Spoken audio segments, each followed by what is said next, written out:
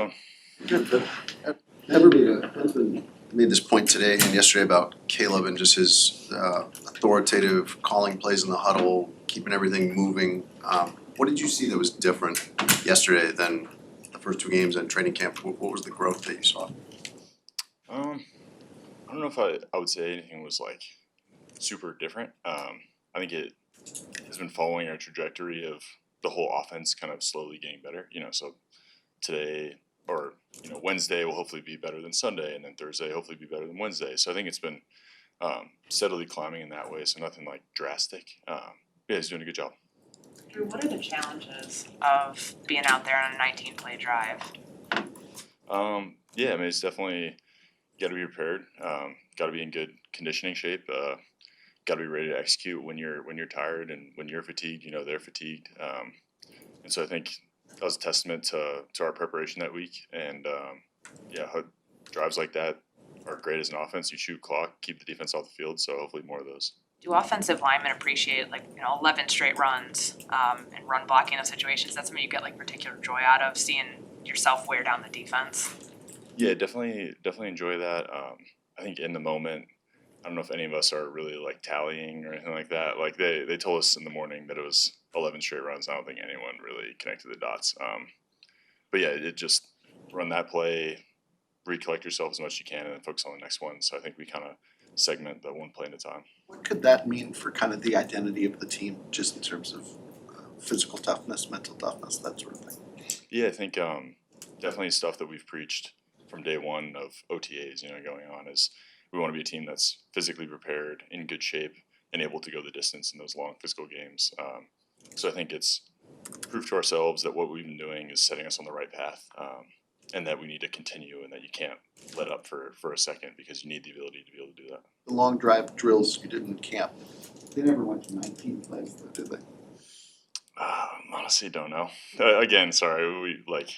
I feel like we're so focused on the one play at a time that you kind of lose the bigger picture. But yeah, I'm sure we got close. As you reviewed the final drive before halftime yesterday and the way you guys handled that, what stood out to you?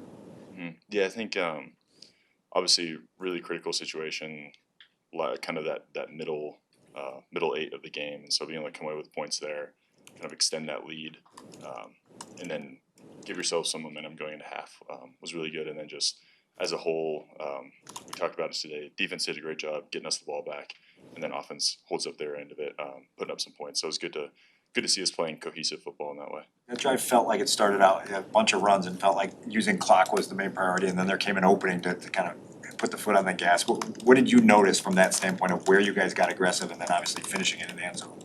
Yeah, I think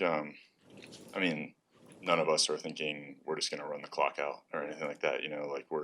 Whatever play is called, our intention is to score, and so we're doing that, putting ourselves ahead of the sticks and being able to, be in a good down and distance to be able to call whatever we want.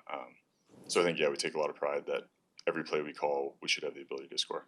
What did you learn later on about the sky high flicker, and did you guys talk about that afterwards? I did not know about that. So yeah, but they did a good job, handled it, and Caleb made a play.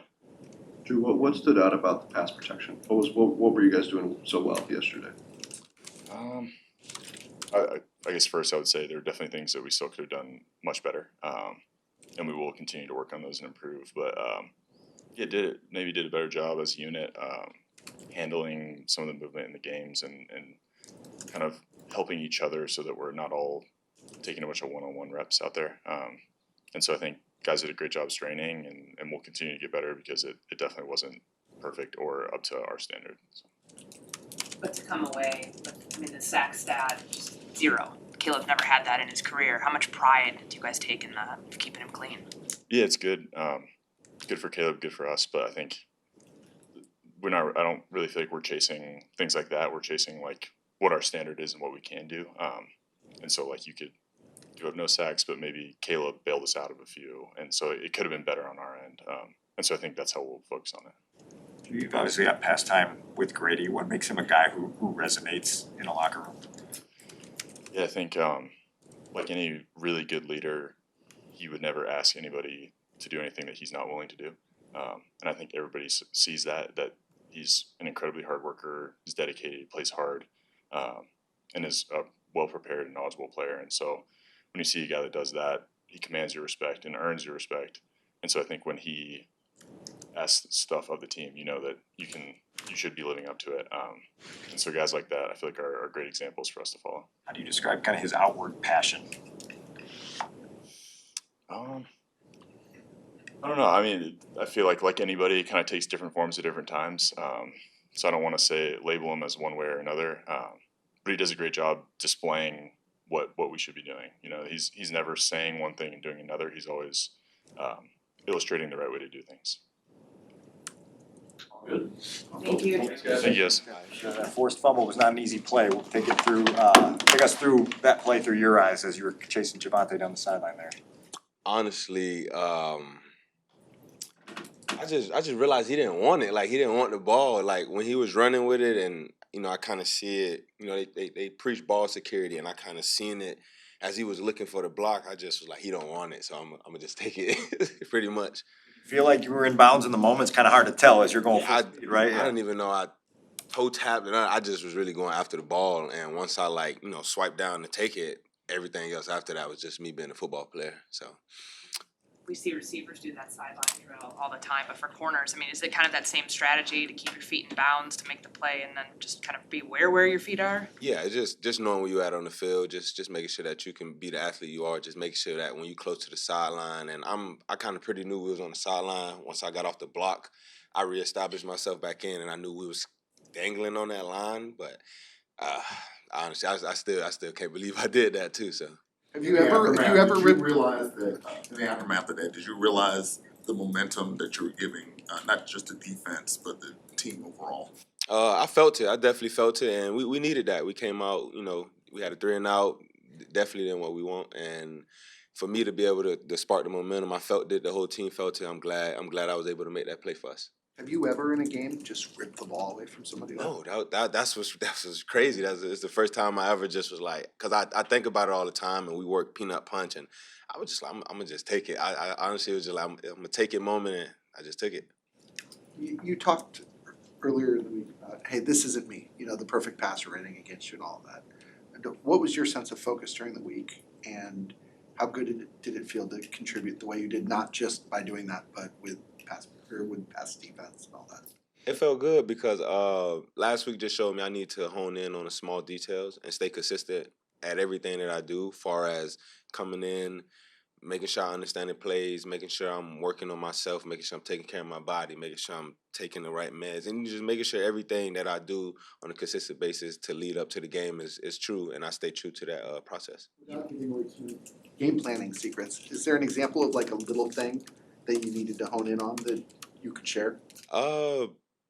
Pretty much it was just like I had a couple plays this week where we had a kind of zone defense and I could not like grab it for some reason, and just coming in the morning after practice and working on that play, seeing them do it to different teams, seeing them doing it to different styles of defense, and just things like that to just make sure that I'm consistent. I can see it over and over again. Looking at old Saints film, or are you looking at your own defense? We're looking at both. I'm pretty much looking at everything, and if I can get my hands on some old OC films that he done did, and he gonna try to bring a play back from way back when, I'm with it. Cause best thing I could do for this team is make sure that I'm prepared to go out there and get the win. Did you feel like you proved something to yourself just by how you flushed the first 2 weeks? You had a good performance yesterday. Honestly, no. I know I'm capable of having this game. Every game that I step on the field, it just is about how I go about it, and me being consistent throughout the week with my preparation. And honestly, I just felt like this week I took my preparation up to another level, which allowed me to play a little bit more freely, and it showed. What's been the conversation in the room about not having Jalen?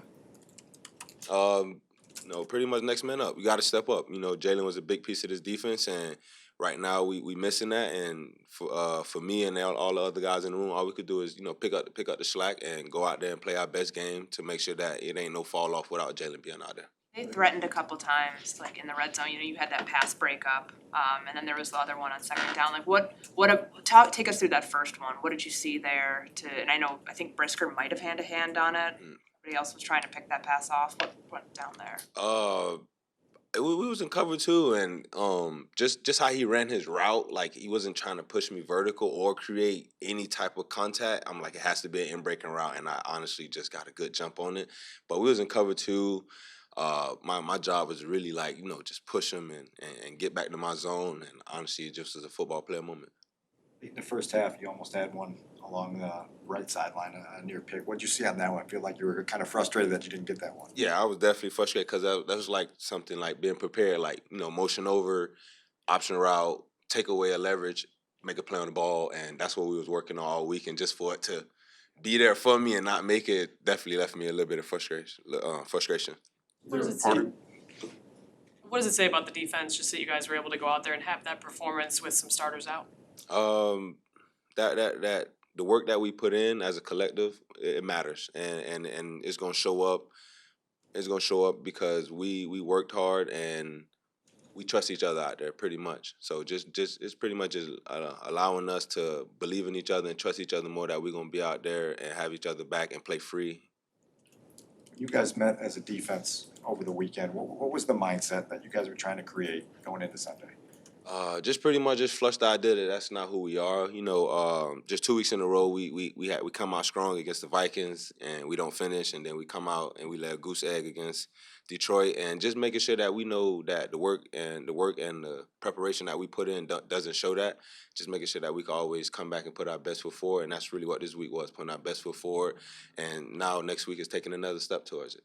Is there a part of you that wishes CeeDee Lamb could have stayed in the game just from the challenge? No. No. It happened. Everything happens for a reason. He was out. Whether he was in or not, I feel like this defense was gonna play hard, attack the ball as we did, and make the hard throws. So whether he was in or not, we was aiming for the dub. Jaquan told us about the defensive players only meeting that was called last Wednesday. How does that go down? Because obviously your day is so structured when you're in here. Where do you guys find time to do it? Where do you do it? Like, how does that get out to the rest of the defense? Hey, we're doing this. It's just players only here. Group chats. Every leader of a specific group just hit the group chat, and if we got to come in an hour early, sacrifice an hour of sleep, get up and come in. Like it ain't nothing to it but to do it, and that's where the trust and us making sure that we're prepared to go out here and be the monster of the Midway start at.